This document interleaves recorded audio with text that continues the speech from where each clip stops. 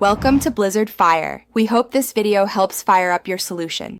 You start by confirming you have an Azure subscription and the right permissions.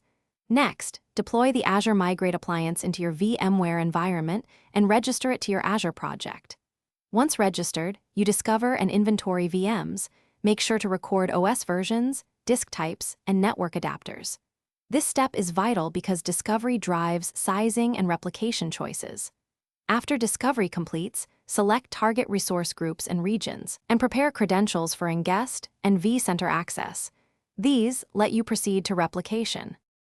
Now you configure replication in the Azure Migrate project. Create or assign the replication appliance and pick the Azure region, VM size, and storage tier. These choices affect cost and performance.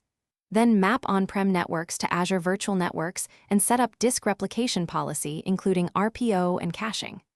Once done, deploy the mobility service to each Windows or Linux VM or opt for agentless options where supported. Make sure to validate initial replication health and watch the replication backlog until steady state. You finish by running a test migration to a sandbox Azure network. Verify the VM boots, applications respond, and DNS mappings work. Once satisfied, run final replication, then trigger a planned or unplanned cutover depending on downtime tolerance. After cutover, confirm IPs, NSG, and load balancer rules.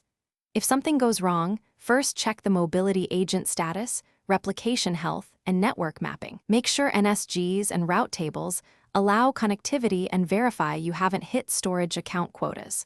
Then rerun. Thanks for watching. If you found this helpful, don't forget to like and subscribe.